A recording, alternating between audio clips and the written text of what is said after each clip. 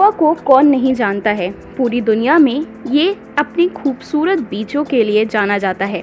यहाँ हर साल लाखों की संख्या में देश से लेकर विदेशी सैलानी घूमने के लिए आते हैं। वैसे तो भारत को 1947 में अंग्रेज़ों से आज़ादी मिली थी, लेकिन क्या आपको पता है कि उस समय गोवा भारत का हिस्सा नहीं था। गोवा को देश की स्वतंत्रता के 14 साल बाद आज़ादी मिली थी। चलिए आपको बताते हैं कि गोवा आखिर कैसे भारत का हिस्सा बना। इसके पीछे का इतिहास बेहद ही रोचक है। वर्ष 1510 में पहली बार पुर्तगालियों ने गोवा पर कब्जा किया और उसके बाद लगभग 450 साल तक उन्होंने यहाँ शासन किया। 19 दिसंबर 1961 को गोवा पुर्तगालियों से आज़ाद हुआ था, लेकिन वो इसे इतनी आसानी से छोड़ने को तैयार नहीं थे।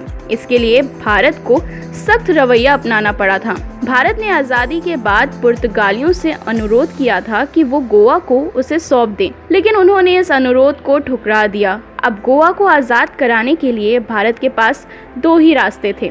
पहला, युद्ध के जरिए गोवा पर कब्जा कर लिया जाए या फिर सत्याग्रह से इसकी आज़ादी की मांग की जाए।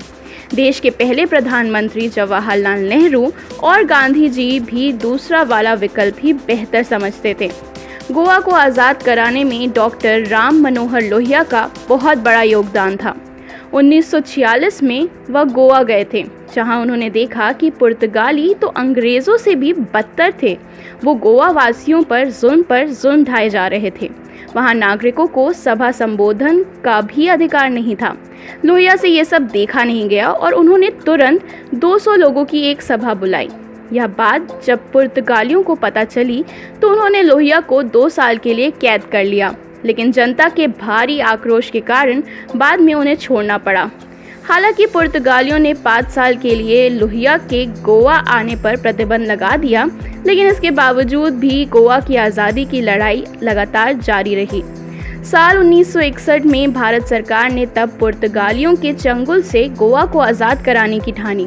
जब नवंबर महीने में पुर्तगाली सैनिकों ने गोवा के मछुआरों पर गोलियां चलाईं, जिसमें एक मछुआरे की मौत भी हो गई, इसके बाद तो सारा किस्सा ही बदल गया। भारत के तत्कालीन रक्षा मंत्री वी.के. कृष्ण मेनन और प्रधानमंत्री जवाहरलाल नेहरू ने आपातकालीन बैठक की और आखिरकार 17 दिसंबर को यह फैसला लिया गया कि गोवा को आज़ाद कराने के लिए वहां 30,000 भारतीय सैनिकों को ऑपरेशन विजय के तहत भेजा जाएगा।